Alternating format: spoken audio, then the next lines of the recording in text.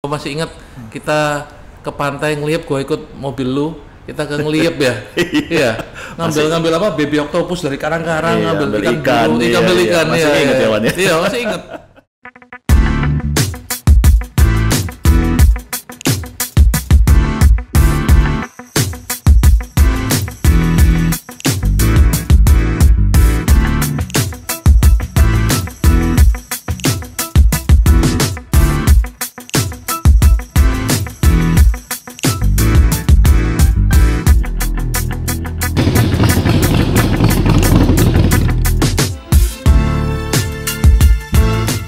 Hey guys, gue Setiawan.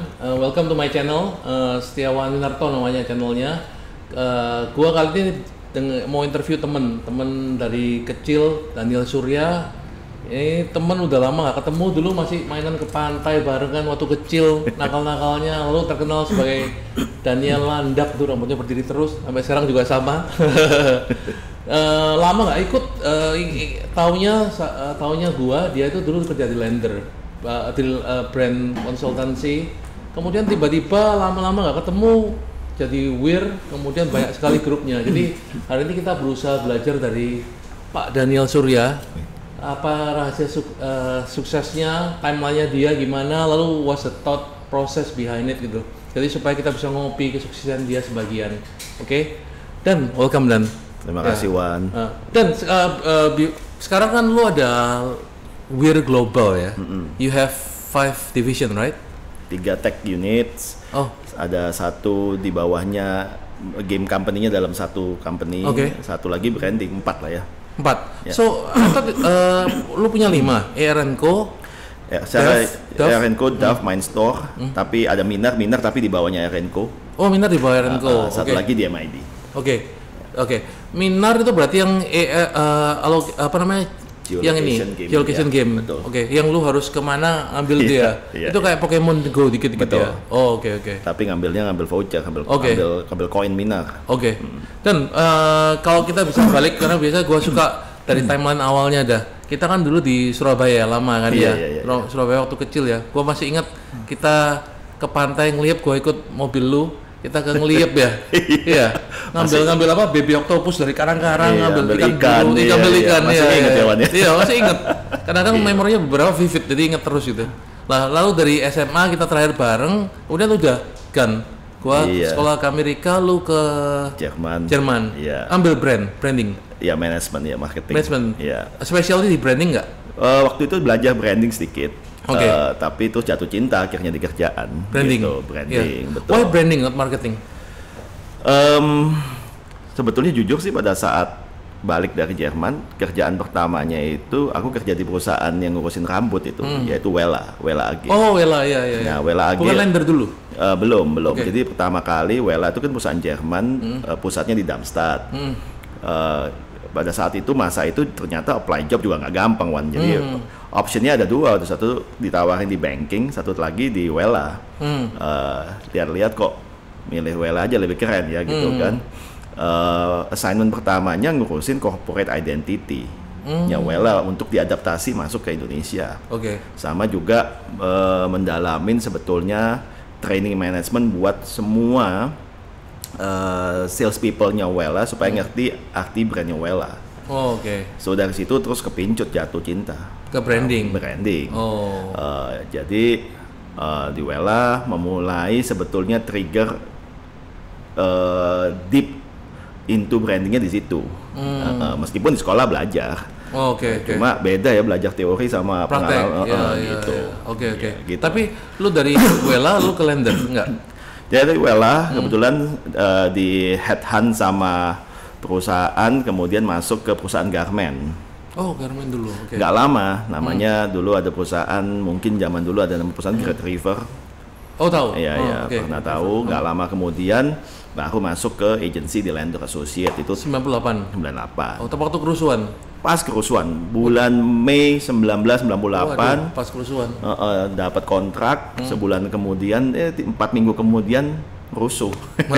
Gimana tuh waktu itu? Tegang, Wan.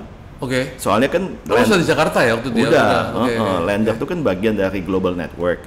Lender tuh di bawahnya grupnya dulu namanya grupnya Young and Ruby Camp. brands. Itu bawa-bawa macam-macam tuh unitnya. Tegangnya ya WPP as a whole pada saat itu yang membawai YNR juga, yang Andrew Beckham juga mulai banyak yang pulang cabut dari Indonesia kan.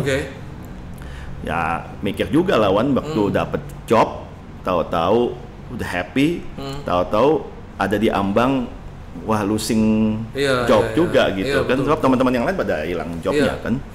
Tegang, tapi untungnya dulu my boss di Landor, di orang Australia pada saat itu bilang satu statement yang bagus sih, aku bilang di mana ada krisis, there's always opportunity. Like the Chinese word. That's the reason why yang akan nggak dilakukan dulu adalah komunikasi jor-joran, dia bilang gitu. Tapi branding itu is not about only promoting, it's not promoting, dia bilang gitu. Is really building kembali the essence diri kita sebagai manusia mesti ngapain sih kalau di krisis gitu loh.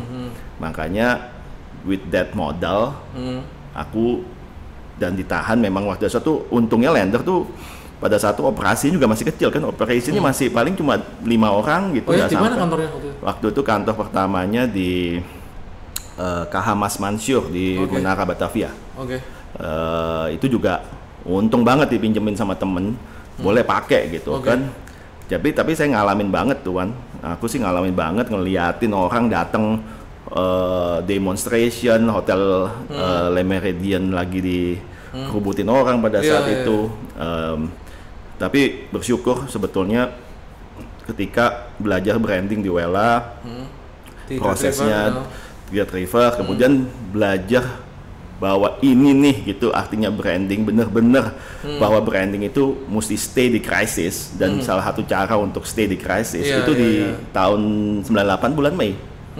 Sebab my boss bilang kalau ada perubahan, ada change, ada opportunity, dan branding is all about menjadikan sebenarnya change agent buat change untuk mengadaptasi kembali kondisi apapun, termasuk sekarang ya kan. Termasuk sekarang. Jadi krisis juga ini. Betul.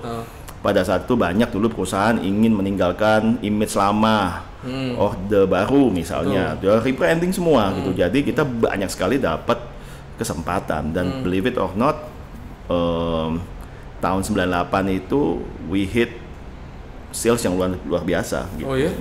Padahal tahun pertama berdiri ya? Tahun pertama berdiri, dan itu semua bukan karena Danielnya gitu, tapi memang karena I believe memang ada kebutuhan di saat krisis branding itu diperlukan untuk kembali adapt sebetulnya kondisi yang ada gitu. Tapi ya keluar itu mungkin yang paling dahsyat sih memang ditolong sama Tuhan ya Wan ya, kalau enggak bingung itu gimana ya. Udah semua udah dipecat gitu kan. Terus kemudian nggak bisa, literally in my bank account pada saat itu juga cash yang aku pegang nggak sampai berapa ratus ribu, soalnya nggak bisa ke ATM juga. Tegang banget lawan pada saat itu. Tapi gua waktu itu Surabaya, kita mau waktu itu Melodia belum berdiri, kita mau bikin di teater produknya sebanyak Tarzan kontrakan. Dibatalin karena my wife get scared kan, gila lu mau pergi Jakarta kondisi kayak gini kan. Waktu itu masih Surabaya. Waktu Surabaya mau pindah, lalu kerusuh, waduh gila, katanya satu keluarga bilang lu gila mau pindah Jakarta kondisi kayak gini kan. Gua sih nggak peduli waktu itu kan, nggak apa-apa, karena I believe that too, kalau ada krisis banyak opportunity kan, orang ninggal kita bisa masuk. Betul. Tapi waktu itu lihat berita-berita nggak karuan, Surabaya nggak segitu jelek sih, cuma yang di Jakarta ngeri memang. Betul. Cuma kalau flashback ya, kayaknya kondisi sekarang jauh lebih buruk ya, karena ini slow motion lama ya. Kalau yang itu kan cepat sekali. Benar nggak ya? Krisisnya beda-beda ya kelihatan. Sekarang kita mesti adaptasi lagi dalam bentuk yang nggak pernah bahkan global alamin di generasi kita kan.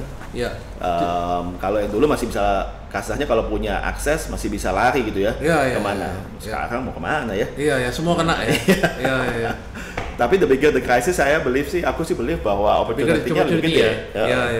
Jadinya ya mesti tenang, lihat, jaga opportunity. Makanya gua lihat kayak Wir, Yasa itu kan sendiri aktif kan, karena yang lainnya mungkin tiarap. Dari kalian sendiri aktif kan? Bisa dibilang pada saat sahabat kita mulai terjadinya kena outbreak berita pertama corona pada saat itu. China maksudnya? Enggak, di Indonesia kasus pertama sebuah restoran. Itu akhir bulan itu Maret kita di WIR minta Yasha langsung online live. Saya bicara sama Gupta, CEO-nya di Sekaptu, ayo live. Kalau nggak salah jadi salah satu live IG pertama. Live Instagram ya? Iya. Itu daily ya? Weekly, pada satu lebih gila lagi, lebih ambisius. Pada saat itu setiap minggu jadi 2 minggu sekali kalau nggak salah. Sangat ambisius pada saat itu. Tamunya sekarang udah puluhan. Iya. Tujuannya sebenarnya waktu itu simple untuk jangan di krisis, jangan down ya guys gitu. Kita masih can do something gitu. Iya. Termasuk ini nih, sebenarnya ini kan acara podcast YouTube ini kan sebenarnya hebat ini. Oh iya, lumayan lah, semoga lah. Jadi kalau biasanya orang-orang kan ngomong jangan lupa klik and subscribe ya. Ya nggak tahu, coba aja lu klik and subscribe kalau bagus. Kalau ini mesti soalnya harusnya ya. Soalnya speakernya berkaliber. Iya, pasti Awan ini salah satu teman saya yang luar biasa mengatasi krisisnya luar biasa sekali. Bingung baca bionya Daniel dibuatin gini. Kalau aku sih struggling, satu bio mau dilebihin dari satu paragraf susah. Daniel mau dikondens lebih dari lebih kecil dari satu page susah. Dan balik flashback kan. Dari situ kan lu dari Lender kan 8 tahun ya, 9 tahun ya? Hampir 10 tahun. Hampir 10 tahun. And then you move to the Brand Union ya? Iya, diminta. Dulu the Brand Union sama Lender tuh masih satu grup. Oh, satu grup. Jadi Lender di bawahnya yang Andrew Beckham, kalau the Brand Union di bawahnya Ogilvy, tapi yang Andrew Beckham Ogilvy ini kan di bawahnya WPP. Oh, oke.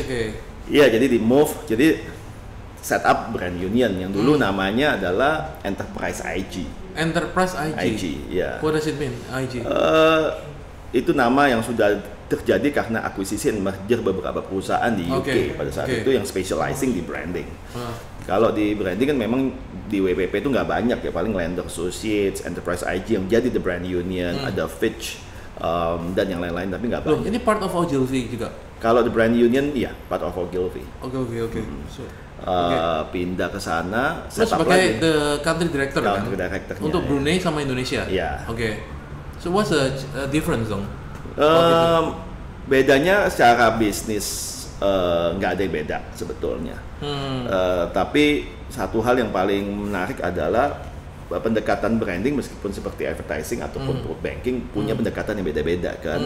Kalau Lender is very strong di corporate gede gitu kan. Kalau ini lebih kuat lagi, banyak kalau Brand Union tuh banyak sekali ke brand engagement. Jadi ngenalin brand untuk hubungannya ke manusia gitu. Jadi maksudnya gimana? Brand engagement titelnya gimana? Kalau branding kan banyak yang salah tangkep nih. Branding ini cuma logo. Karena aku dulu dibilangnya tukang logo yang mahal banget gitu. Padahal yang dibikin kan juga nggak cuma logo gitu. Iya. Tapi kan ada satu komponen di branding adalah ngurusin gimana si karyawan atau manusia dalam perusahaan itu bisa mem-embody gitu. Kadang-kadang ke restoran, tahu-tahu kalau ketemu bosnya bagus gitu. Tahu-tahu bosnya nggak ada, karyawannya servisnya nggak bagus. Tuh brand tuh meliputin the whole. Jadi value setnya lu buat juga. Di Brand Union, the reason I wanted to move ke sana sebetulnya juga ingin belajar nih, gimana sih mendalami supaya people itu bisa embody the brand gitu. Iya. Tapi secara keseluruhan sih sama gitu kan. Tapi ada hal-hal lain juga karena satu, aku tuh terlalu kuat di perceive Lender pada saat itu. Mungkin sampai sekarang kalau generasi yang masih ada gitu. Lender. And itu nggak bagus sebetulnya. Kenapa nggak bagus? My boss selalu bilang kalau you want to build something untuk pass on ke orang berikutnya, itu ada bagusnya tapi juga ada negatifnya lah ya. Tapi supaya orang lain juga bisa menerusin Lender dengan baik gitu kan. Makanya masih ada sekarang Lender masih ada di Indonesia. Makanya ada pertanyaan juga yang menggelitik tuan di diriku, wah kalau tanpa Lender aku mampu nggak sih gitu. Jadi aku bilang oke deh, I'll try completely a new brand. Tapi kan part of the group, right? Brand Union. The different task kan almost the same. No? Almost the same, tapi kan buat aku ada personal challenge dan satisfaction gitu. Hampir satu dekade bangun Lender. Kemudian pertanyaan yang menggelitik di aku adalah, bisa nggak if I were to start another crisis, tanda petik. Jangan tunggu krisisnya mesti datang dulu tuh hit aku gitu kan. What happen kalau tahu-tahu selama sampai umur 60 tahun masih di Landor gitu. Nggak ada yang kekal juga kan, Wan. Makanya so I hit myself with a crisis, bilang bisa nggak ya nih kalau memang dalam posisi yang lagi baik, terus I build something yang dari new lagi gitu. And then the brand union Tapi lu nangani Brunei juga kan? Brunei apa challenge-nya? Kan pretty much semua owned by the Sultan. Iya, kebetulan kita pada satu juga sempat dipanggil misalnya untuk beberapa project kayak misalnya perusahaan state owned-nya Brunei, ada airline-nya waktu itu. Nangani branding semua? Branding. Interestingly memang agak sedikit skopnya agak sedikit kecil karena negaranya kecil kan. Majority marketnya masih di Indonesia. Tapi interesting challenge buat aku bikin setup. Jadi dari awal di WPP itu aku selalu dikenalnya ya tukang bapak setup unit gitu yang khusus branding. Kerjasama sama teman-teman yang udah lebih senior di advertising, PR dan yang lain-lainnya, semua harus jadi 360 degree gitu kan. Ya kita mah anak kecil lah yang di grupnya WPP gitu ya, cuma jadi signifikan karena kita mendrive sebuah strategi platform ke depan buat klien gitu. So that's for how many years, Brand Union? 3 tahun. 2008. Ya, 2009 ya 2008 2009 and then I start WIR. WIR itu 2008. 2009. Waktu itu We Indonesian Rule. We Indonesian Rule, Rock and Rise. Sekarang ya. Dulu kalau We Indonesian Rule kalau pertamanya. Betul. How you came up with the name? Came up with the name satu ada sedikit history lah ya, karena kita bekerja di multinasional kan, aku cukup lumayan lama gitu kan, terus merasa kok bawa misi Indonesia gitu. Iya, pengen banget itu udah kerja di perusahaan asing gitu kan, bawa perusahaan asing setup di Indonesia. Terus selalu dibilang ya, Indonesia kan you masih belum apa-apa kalau you nggak bisa nunjukin you bisa bikin satu dari Indonesia keluar gitu. Dari selalu balik, mau ke Indonesia keluar. Sesimpel itu sih, ingin keluar balik, nggak punya modal banyak, sampai sekarang juga enggak gitu kan. Pengen buktiin nih sama adik-adik dan teman partner yang punya hati sama-sama, ayo kita bikin satu yang dari Indonesia keluar gitu. Tapi mesti ada base teknologi base-nya, sebab partner juga dibanyakan di tech kan. Tapi waktu lu mulai WIR 2009 itu mostly branding agency, right? Dua, jadi DMID, 2 unit yang berdiri. DMID sama AR&Co. Sudah ada dari awal, augmented reality. Betul. Kenapa kok the AR startingnya? Karena pada saat itu yang kita mampu cuma ada resources dan partner yang memang bisa bangun platformnya AR. Waktu itu AR kan nothing. Iya, banyak orang nggak ngerti apa itu AR. Kita ngomong ke teman-teman AR itu, yang orang finance bilangnya account receivable. Iya, pasti. Kalau dia ngomong augmented reality nggak ada yang ngerti. Cuma bahkan di Amerika pun belum terlalu hit waktu itu. Belum. Jadi kita ngelihat bahwa ada sebuah industri yang akan ke disrupt, yaitu konten. Konten itu kan zamannya kita dulu kan masih telepon di rumah masih masukin jari diputar kan. Itu voice content. Habis itu berubah kemudian jadi teks, dari teks kemudian berubah jadi WhatsApp, bahkan sampai sekarang sama emojis gitu kan. Nah, kita melihat kontennya akan evolving, nggak tahu berapa lama, tapi mediumnya akan berubah. Sebab kalau waktu kita masih kecil, kalau aku ke rumahmu kan ada TV gede yang frame-nya lebih gede daripada screen-nya kan? Nah, sekarang frame-nya udah kecil, layarnya udah lebih besar, dan sekarang kita berhadapan sama screen setiap hari karena kontennya terus berubah. Siapa yang tahu bahwa apps akan menjadi bagian daripada hidup kita gitu kan. Nah, AR itu menjadi bagian yang mendisrupt sebetulnya konten relevansinya ke screen gitu. Kita dulu nggak tahu, tapi kita pernah belajarin namanya ada cashless. Uang akan nggak ada uang ya kan, digital. Tapi ada satu lagi namanya frameless. Nah, frameless artinya satu hari frame itu udah hampir nggak ada, sebab your screen akan masuk ke dalam bagian. Kalau singularitas itu kan your body menjadi satu kesatuan dengan wearables. Wah, another session tuh. Kalau itu kan lama dari Ray Kurzweil kan. Betul. Ya, singularity. You believe that?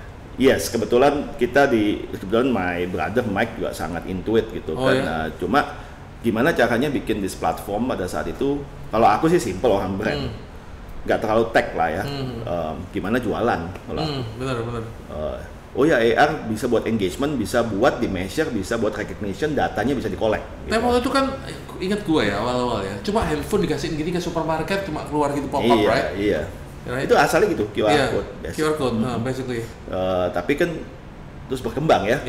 Terus kita coba kembangin, kita yang pertama launch AR packaging segala macam. Terus kemudian beberapa project bahkan pada saat di 2 tahun pertama itu kita menjadi yang leader pertama tanpa kita tahu bahwa itu juga beberapa pertama di dunia gitu. Oh iya. Jadi ya kebetulan kita kerjain dengan baik aja. Biasanya kan dan yang menarik ya, gua lihat dari Wir ya. Kalau biasanya suatu marketing agency atau branding agency ya, biasanya kan dia ambil 360-nya kan barang bidang yang relevan dengan dia kan. Ambil media placement kayak, ngambil digital advertising kayak. Tapi lu kan lebih ke branding lalu lompat ke teknologi kan digabung kan. Iya. Itu sengaja karena kebetulan saat itu atau gimana?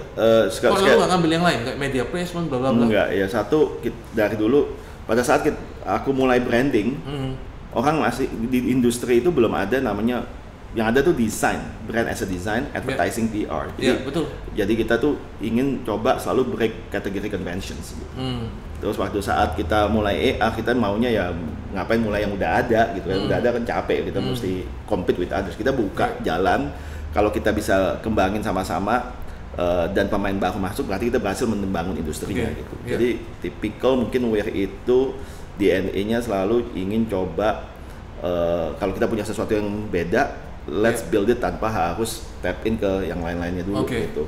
Supaya bisa beda sendiri gitu. Iya. Jadi lu waktu mulai Wir 2009 itu dengan your two brothers and some other people ya. Itu langsung di MID sama AR&Co.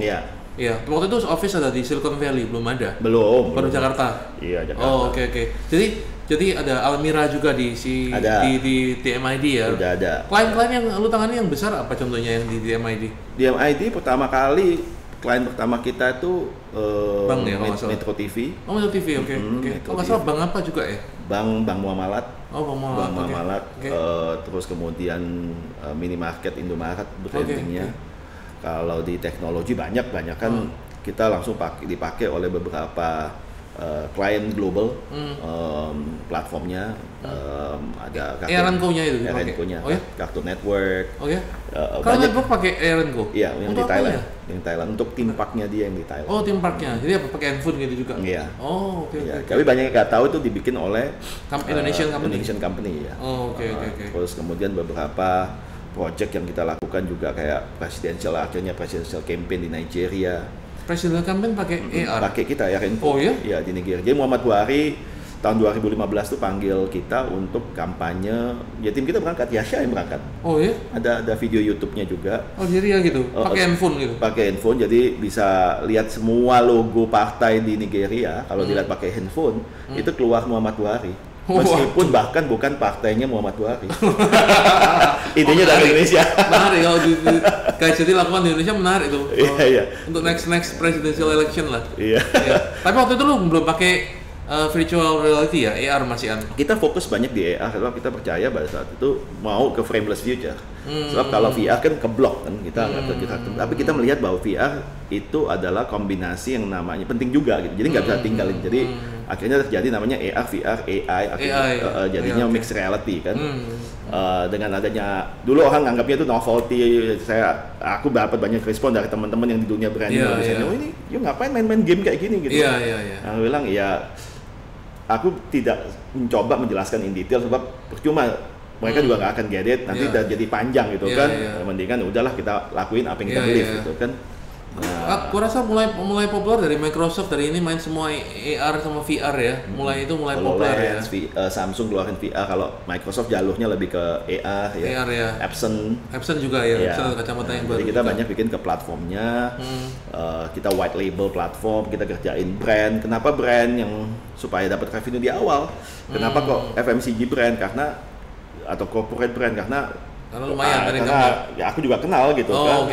Ya jadi kita kombinasi apa yang kita capitalize, apa yang kita punya aja gitu.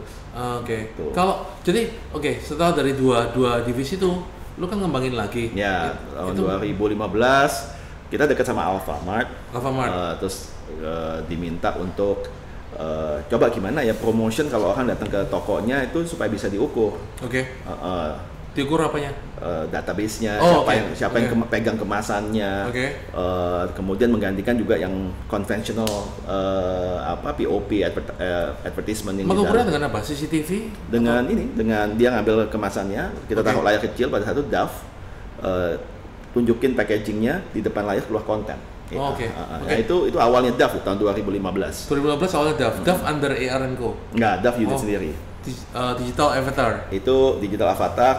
Itu company sendiri. Company sendiri. Khusus IoT yang base-nya AR, tapi akhirnya kita kembangin jadi layar besar. Dulu layarnya kecil. Layar besar 20 inci. Yang kemarin sama boyband dari Korea apa itu? Kalau nggak salah. Itu AR&Co. BTS ya. BTS ya. Itu rame banget itu. Iya. Itu you did it for apa ya? Tokopedia bukan? Tokopedia. Oke. Keren juga bisa foto. Itu menarik itu sama sekarang ya. Jadi sekarang baru lihat, oh iya relevan ya. Jadi bisa foto dengan gini. Sekarang bahkan di masa pandemik ini orang ngeliatnya, wah AR trend kan naik sejak masa COVID-19 ini, sebab konten bisa dibawa ke rumah, bisa nunjukin dinosaurus muncul di rumah. Kita kan baru launching yang kemarin Persija ya. Persija gua tahu apa itu. Sama Persija itu bisa bawa pemain Persija ke rumah pakai AR. Caranya gimana? Download aja apps Persija. Kalau handphone memang handphonenya masih terbatas ya, handphone yang di atas 2 juta. Supaya gampang bawanya. Habis itu download apps trend. Download terus pilih pemainnya, tunjukin di mana, di lokasi lantai di mana, nanti muncul. Ya. And then pemain Persijanya ngapain? Ya bisa main bola, bisa ada main game ya. Tujuannya apa? Engagement lebih. Ya. Sebab kedepannya yang dibikin sama Microsoft HoloLens kayak screen itu berubah ke mata, itu bukan, sekarang mungkin orang nganggapnya it's crazy gila. Betul. Tapi kedepannya I think so. Karena sebagian ya penyanyi-penyanyi yang legend, musisi yang legend kan dibawa panggung bareng kan, hologram, nyanyi bareng. Sudah mulai relevan sih. Betul. Nah, kayak orang bilang payment nanti semuanya akan berubah, ada yang anggapnya ya nggak mungkin, tapi dengan adanya it's gonna happen very fast, apalagi dengan adanya pandemic seperti global kayak gini. Sekarang juga ada link aja, kalau kita masuk tol nanti tinggal tempel radio frekuensi udah lewat juga. Tapi gue nggak ngerti ya, kalau gue sebagai owner perusahaan ya kan lebih keep it simple ya, unless you want to sell it separately ya. Kayak kan sudah AR&Co, ngapain lagi ada DAF? Kok dipisah, kenapa? Sebab AR&Co itu nature bisnisnya banyak sekali, sejak sudah 9 tahun itu fokus banget di ad hoc project base yang bisa kliennya itu udah global, seperti itu, banyak sekali kliennya. Kalau DAF itu soalnya kita itu IoT, kita punya different set juga investor yang beda gitu, jadi harus dibedakan secara entity. Lalu kita muncul akhirnya juga yang terakhir kan Mindstore. Mindstore, interesting. Mindstore ini gimana? Bantuin ibu-ibu kan franchise toko Alfamart kan mahal banget. Terus kita kasih option nih, kalau Anda nggak punya 20-30 ribu US dollar, Anda bisa buka virtual franchise-nya. Toko. Nah itu dan yang bisa lu jelasin ke pemirsa, karena banyak orang nggak tahu kan, Mindstore itu jadi kayak lu buka franchise Alfamart gitu ya? Betul, nama tokonya namanya Alfamind. Alfamind, modalnya kecil banget, cuma 250.000. Udah bisa buka toko namanya Alfamind. Dalam tokonya sudah ada barang 30.000 barang. Dan barangnya kebanyakan tidak ada, 80% hampir nggak ada di toko Alfamart. Di situ kalian kita bisa langsung jualan ke tetangga kita. Tapi caranya jualan gimana? Tetangga datang atau gimana? Bisa both ways. Jadi kita bisa datang, kalau sekarang ibu-ibu datang, lo dia milih dari handphone gitu? Milih dari ibunya, buka tokonya di handphone, ada virtual store-nya, ada yang versi light-nya. Tinggal bilang ini barangnya ini, mau beli yang mana, you pay me cash. Lalu dropship? Langsung dropship ya. Sekarang ada berapa orang yang pakai itu? Mindstore baru 2 tahun, dalam 2 tahun tuh 60.000 orang ibu reseller ya. Targetnya berapa? Target kita tahun ini bisa sampai, sekarang di masa pandemik ini kita naik 4 kali lipat ya. Iya, kita target ya, kaget juga sih. Tapi kita berusaha memang dari awal, setiap unit kita tuh bisa bantuin brand, sekarang bantuin orang gitu loh. Jadi modal 250 ribuan ya, lalu pakai handphone yang di atas 2 jutaan udah bisa buka toko. Kalau yang ini nggak harus yang 2 jutaan, bisa semua handphone, tapi kalau yang di atas 2 jutaan bisa punya function AR-nya dia. Kenapa AR kan? Kenapa nggak buat app saja, lu pilih ini mau beli apa, Bu? Pilih aja, coba. Kenapa harus AR? Kita melihat AR-nya mungkin sekarang dilihat sebagai gimmick kalau di Mindstorm. Tapi kedepannya dunia ini lagi balik-balik akan berubah dan kita harus ready mulai sekarang. Waktu kita bikin Alpha Mindstorm, nggak ada yang hampir ngapain mesti ada 3D virtual stock jalan kayak gitu. Ya karena kita kan mesti pakai kacamata virtual reality masuk gitu. Kita bikin yang hanya pakai handphone aja gitu kan. Sekarang orang lihatnya wah ini kok justru relevannya lebih menarik dibandingin hanya apps. Pertanyaannya apakah platform yang apps seperti sekarang itu akan stay seperti sekarang dengan hanya tampilan seperti itu? Jawabannya sih enggak ya. Mestinya kan yang sekarang ini akan menjadi kuno sekitar 2-3 tahun. Anak kita melihatnya itu apps commerce yang sekarang akan jadi very old kalau nggak berubah. So somebody or some company must make it more modern gitu. Sebab makin relevan karena orang dulu pikir gimmick, sekarang Snapchat juga pakai AR semua. Snapchat anak-anak kecil semua pakai itu juga. Semua pakai AR. Dan kita memang terkenal sebagai perusahaan augmented reality yang unik karena datangnya use case-nya banyak di negara berkembang dan seperti Indonesia, dan banyak fokus banget ke consumer sama ke FMCG. Kalau di US mereka beda AR tapi beda. Tapi ya nggak apa-apa sebab US is not the same like Indonesia kan gitu. Got it, bro. Guys, tadi kita lagi ngomongin ini aplikasinya salah satu divisinya Daniel ini AR&Co juga ada. Tadi kita lagi bahas Mindstores. Jadi dengan uang 250.000 ibu-ibu bisa buka toko virtual dengan handphonenya juga. Menarik. Ada satu lagi nih yang menarik nyambung dari teknologinya Daniel, AR, VR, AI. Ada lagi namanya Minar ya. Minar lebih ke AR. Minar lebih AR. Jadi Minar kan turunannya dari AR&Co. AR&Co, AR&Co itu udah banyak melayani 10 tahun klien-klien global, ad hoc, project base, ada yang revenue sharing. Akhirnya kita mikir-mikir, wah this is time. Sebab kalau di US kan semuanya pada bikin apa terinspirasi dari ini? Apa namanya? Pokemon Go. Iya. Oh, Iya, kadang-kadang it's good to also lihat yang udah ada apa, kita perbaikin gitu. Kenapa reinvent the wheel, udah trennya udah situ. Betul. Nah, kita lihat orang Indonesia love to get value and vouchers daripada dapetin monster dikumpulin kalau kalau ini dapatnya value dan Anda bisa redeem langsung ke tokonya. Apakah dapatnya misalnya vouchernya Alpha ya bisa ke Alpha langsung gitu. Ini kan backtrack dikit. Jadi Pokemon si Minar itu lu harus download apps. Then you play-nya gimana? Download apps, nanti buka, kita di apps-nya itu sudah ada posisi kita. Geolocation, kita tinggal cari di mana batu-batu Minar berada atau koin-koinnya Minar berada. Nah, kalau kita lihat ada koin yang berharga, kita mesti datang ke tempat tersebut. Di lokasi tersebut mungkin batunya, koinnya kita letakkan di dekat retail yang tersebut yang mau kasih voucher gitu.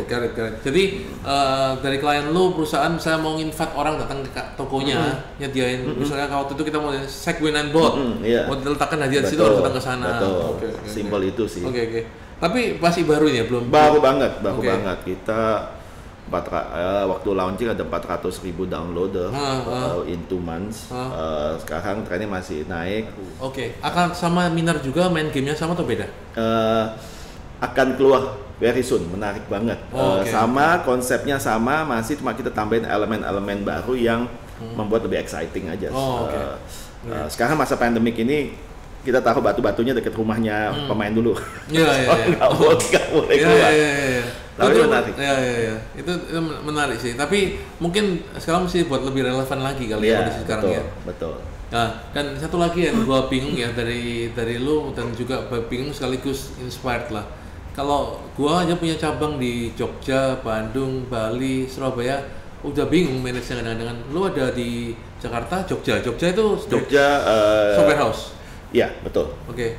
Jogja software house, Singapura ya buat IT. Lalu ada Malta. Iya, Malta. Barcelona juga ada. Ada, ya. Ngapain sih kok jauh-jauh ke Barcelona, Malta, ceritanya gimana? Nah, itu juga nggak kita plan awalnya. Jadinya kita dapat project, ada permintaan pertama dari Malta. Pertama Barcelona. Spain. Kemudian kita coba dapat government or private companies? Itu kliennya pertama saya masih ingat itu namanya Saldana. Saldana itu salah satu publisher terbesar di Spain. Untuk buku anak-anak. Kita bikin pertama kali buku augmented reality di Europe. Salah satu yang pertama tahun 2013. Buku augmented reality? Iya, yang pertama. Jadi buka bukunya pakai handphone keluar dinosaurus gitu kan. Itu pertama banget sebelum Disney ngeluarin dinosaurus segala macam. Dari situ proyeknya berkembang. Akhirnya kita memutuskan untuk buka rep office. Kenapa? Karena banyak klien. Sebab ada banyak klien. Satu dengan size. Biasanya kita tentukan dengan adanya size klien, revenue-nya cukup, terus klien-kliennya perlu di service. Nah, baru kita buka office. Itu aja sih. Lalu dari situ berkembang Malta. Di Malta juga kita bolak-balik ya ke situ setiap tahun. Government or private company? Itu government. Kalau Malta banyak kan proyeknya government. Lalu gimana bisa orang dari Malta begitu jauhnya nggak bisa tahu WIR gimana ceritanya? Itu makanya dari situ aku belajar bahwa dunia yang aku tinggalin selama ini udah berbeda nih Wan. Dunianya udah nggak hanya offline gitu kan. Ternyata yang namanya Google search is functioning really well. I know. Jadinya orang Malta bisa tahu kita aja. They search about AR company, salah satunya keluar kita, mereka cari 2-3, terus mereka panggil kita. Tapi mereka bukan karena your previous client in previous companies gitu. Ada, banyak kan kayak gitu juga ya. Gitu dari word of mouth, good recommendation, dari award yang kita menangin. Kita dipanggil bicara global misalnya gitu kan. Juga karena biasanya dari word of mouth gitu, dari project yang kita bikin.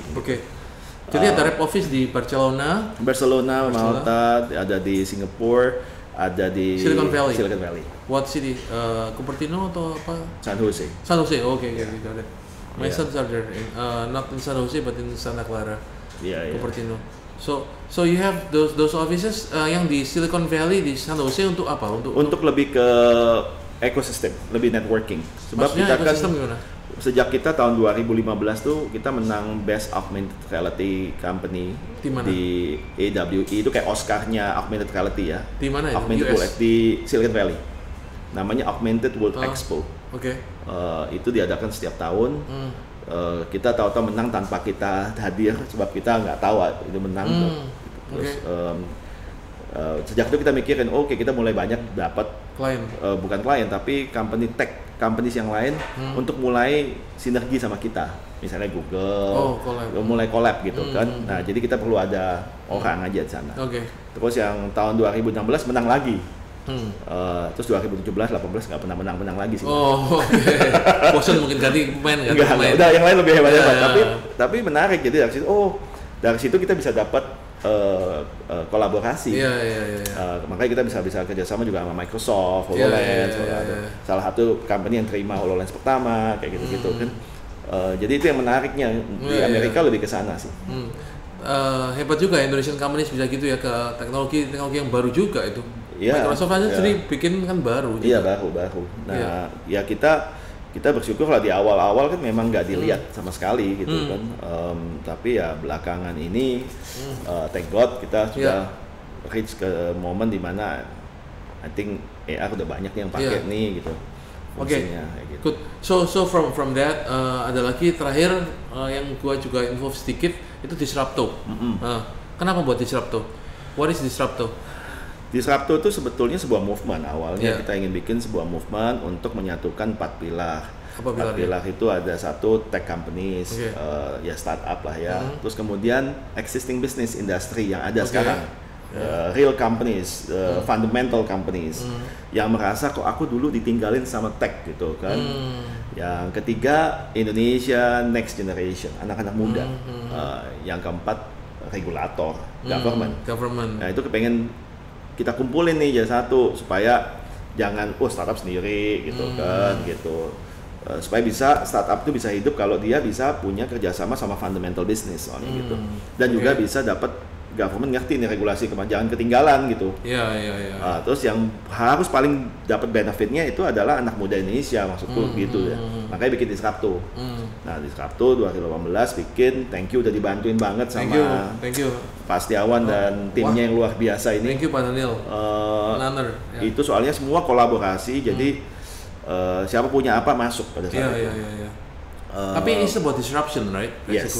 Esensinya dibawa what comes next buat Indonesia supaya Indonesia itu nggak ketinggalan sama negara lain. Intinya itu aja sih. Yeah. So it's been 2 years ya?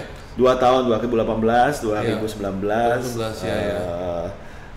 sampai akhirnya kita bikin Disrupto Hub yang benar. Disrupto Hub itu apa? Tempat di mana untuk offline untuk berkumpul. Jadi kalau Disrupto kan sebetulnya eventnya cuma setahun sekali. Terus dari salah satu investor aku minta, wah udah bagus nih yang tahun pertama 11.000 orang, tahun kedua 16.000. Udah bikin tempat permanen. Nah, terus baru bikin, buka berapa bulan, ada COVID-19. Jadi sementara maaf nggak bisa datang dulu. Tapi dari semua disruption kita nggak predik ya bakal jadi next pandemi ini nggak. Nggak ada yang bisa predik, man. No man can predict how. Meskipun Bill Gates selalu bilang kan, yang jadi teori konspirasi kan dia bilang next pandemi kita nggak siap nih. Yang kemudian terjadi beneran. Benar. So this year is gonna be online, Disrupto. Tahun ini Disrupto akan online. Bulan apa? Rencana sih kalau nggak salah Agustus ya. Agustus. Oh, sudah close ya? Ya, udah close. Oke. Jadi nggak mungkin ada physical festival nggak mungkin ya? Nggak dulu sekarang. Oke. But you guys making the place in Plaza Indonesia kan on the top floor ya masih tetap jadi ya? Itu namanya Disrupto Society.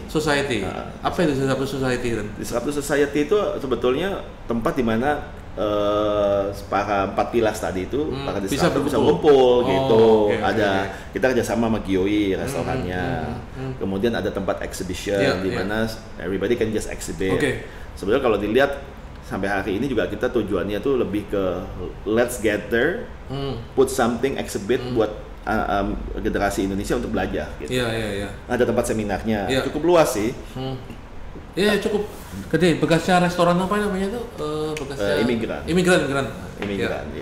Kan di puncak bisnis ya. Apakah harus selalu IPO? Kan you guys talking about IPO mestinya.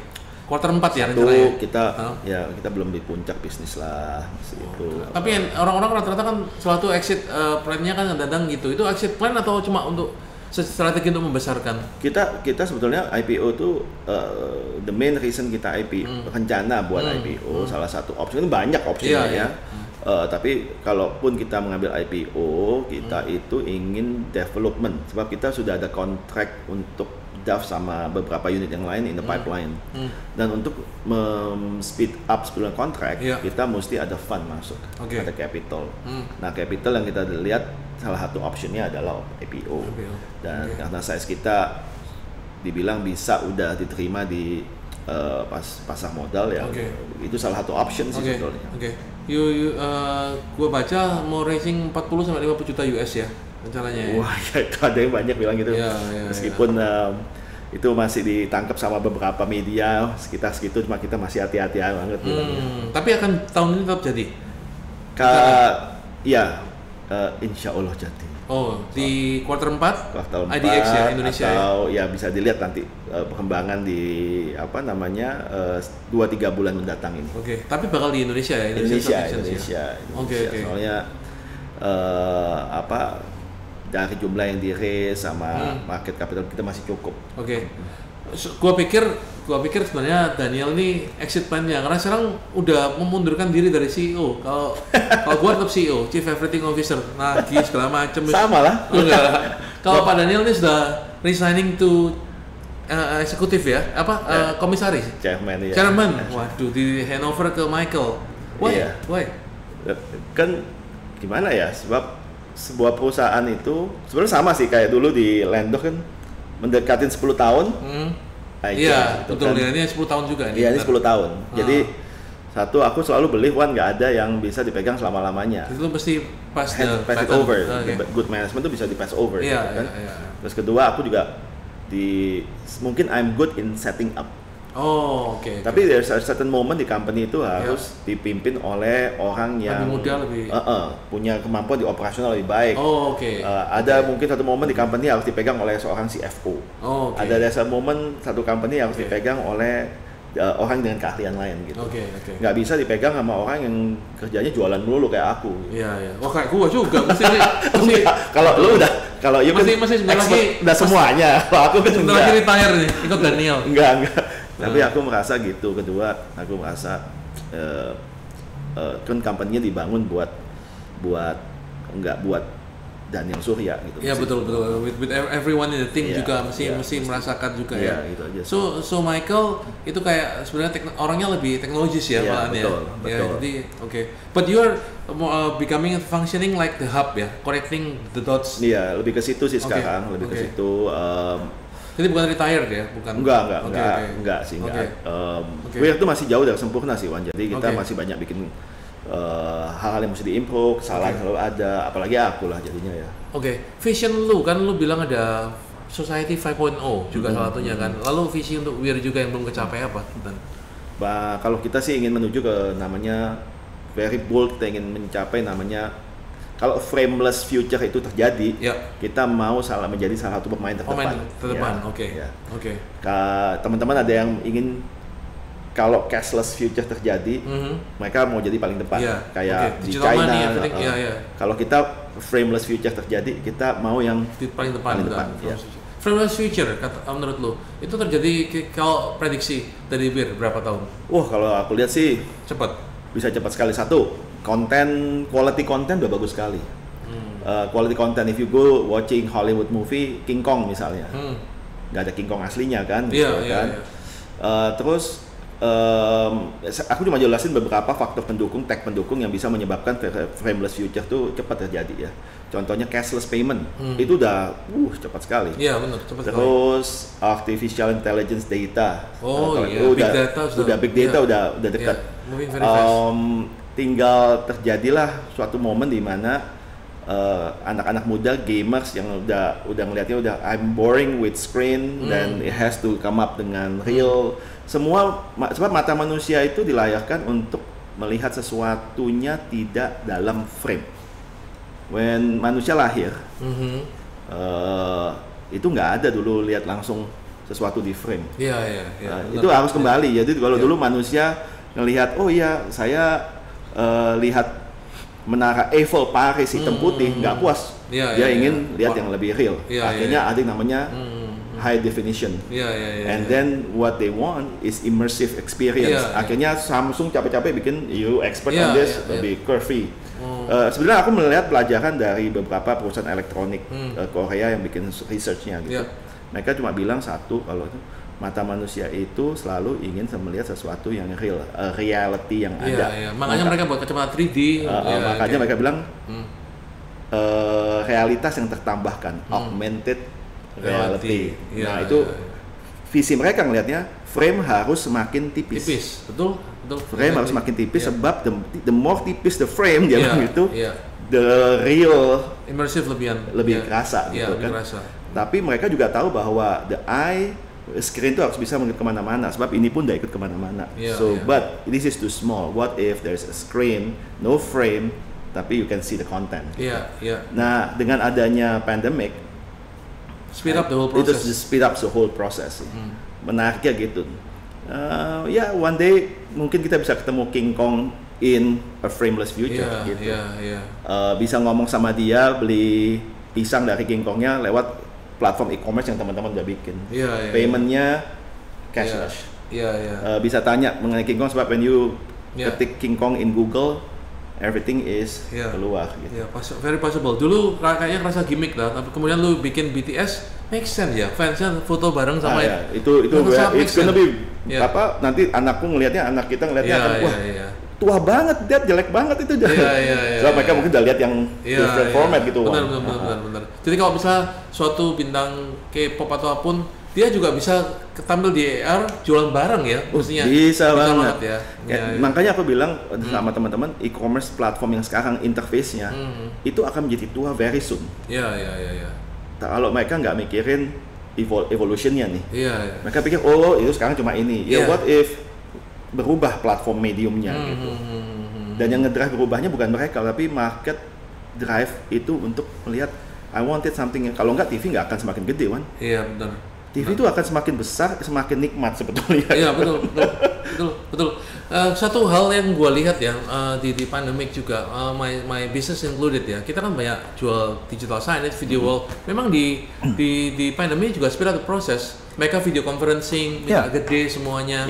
Tapi yang buat gue agak mesti persiapan juga, prepare if your vision for famous future happen. Jadi TV-nya juga harus adjust.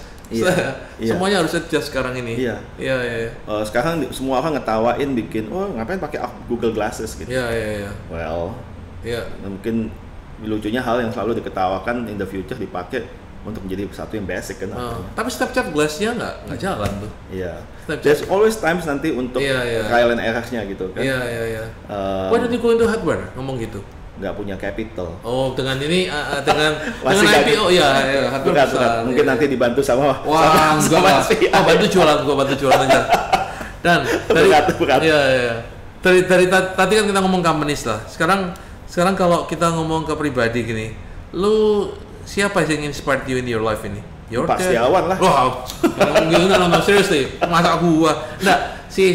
Your dad, your mom, Tapi jujur sih, I always kagum sama you sebab you are always gue ini old school, gue enggak lah, pinter apa, ngawur. Aktif di olahraga. Kalau Les Setiawan tuh selalu ingatnya pemain badminton ulung, sekolahnya pasti bagus meskipun badmintonnya banyak.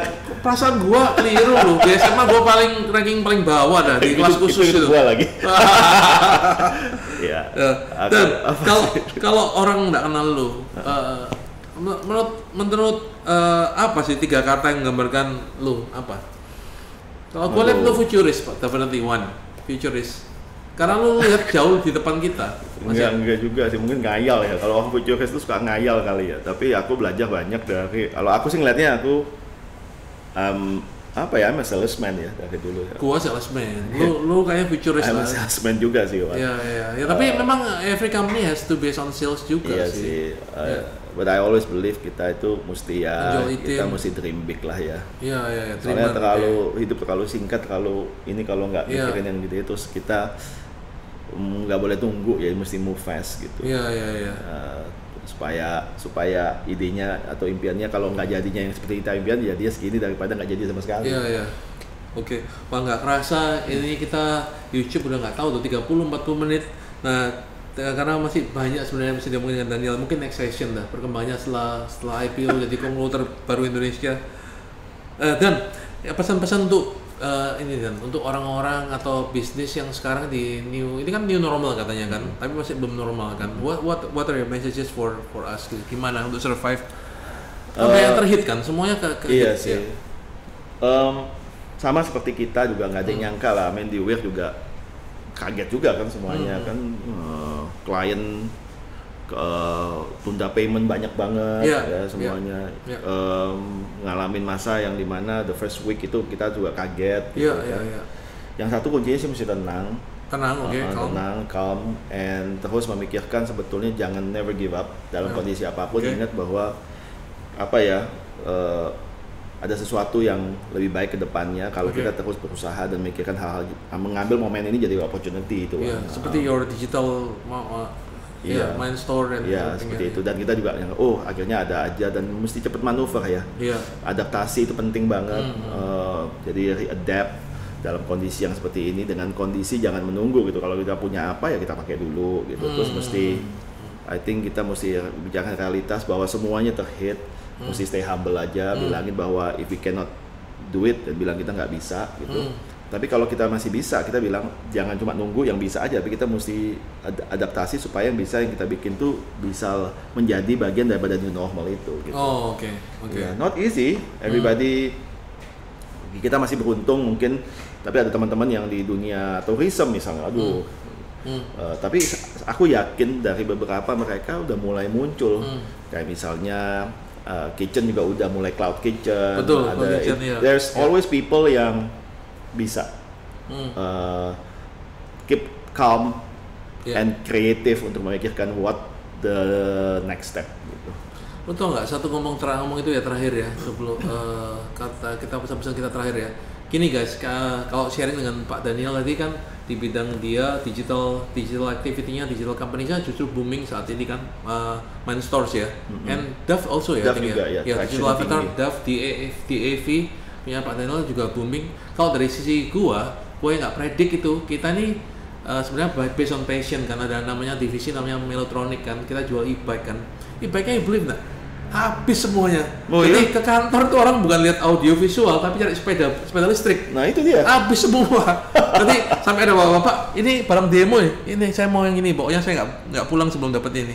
Hilang. Wah, biasa. If you see on Sunday kan penuh jalannya, sepedaan semua kan. Waduh, itu ya, kan? Nah kayak gitu-gitu. Ya itu ya, kita betul. Kita kita sangat short supply. Jadi ini sekarang ini totally habis, yang ada kita jalanin kayak Mi Q-Cycle habis total. Jadi itu kita miss, kita sudah read the trend tapi nggak nyangka bakal segini besarnya. Karena tuh awal-awal siapa sih yang gila pandemi sepedaan? Ternyata I always believe in you. Thank you. Itu waktu kalau boleh mention brandnya Ojo. Oh iya, thank you for helping. Itu ya. I think your vision itu benar ke sana. Iya. Thank you for believing in that. Itu Ojo itu proyek pertama juga sih. Hebat. Kita ke layanan produk turunannya sih. Ya, terima kasih udah didukung, ada Ojo di Disruptor 2018. Moga-moga 2020 2021 dipakai lagi nih kita. Oh, selalu. Thank you. Dan thank you for your time. Sama-sama, Wan. Thank you. Kalau terakhir, kalau orang mau belajar tentang lu atau tentang Weir Global, itu mereka ke website atau ke Instagram atau kemana yang mau belajar tentang lu? Reaching kalau di Weir ada websitenya weirglobal.com. Oke. Kalau saya belajarnya nggak mesti lewat Pak Setiawan aja. Waduh, enggak. Tapi Instagram ada Daniel Surya 3105. Oke, guys, jadi Instagram Daniel Surya 305 nggak ada ya langsung ya? Oh iya, lupa gua. Instagram cuma Daniel Surya 305. Ya. Dan sama weirglobal.com. Oke, guys, jadi ini terakhir, jadi again thank you so much dan for the help. Saya rasa kita semua bisa belajar dari Daniel, karena kalau saya bisnisnya menurut saya masih analog banget. Kalau Daniel nih berpikir future, kadang-kadang gua sendiri merasa terlalu futuristik, tapi happening fast. Kayak AR itu dulu ngeremehin, branding juga ngeremehin, ternyata happening juga. Dan hebatnya dari si Daniel nggak kaku. Dia kalau gua misalnya nih fix di satu tempat kan, makanya gua melebar ke electric vehicle. Daniel nggak cuma branding tok tapi ada teknologinya, lalu dibuat turunan company-nya juga, lalu sekarang mau IPO lagi. Jadi menarik banget. Guys, jangan lupa like, share, dan subscribe YouTube channel saya Setiawan Winarto, atau podcast gua juga ada Setiawan Winarto. Thank you.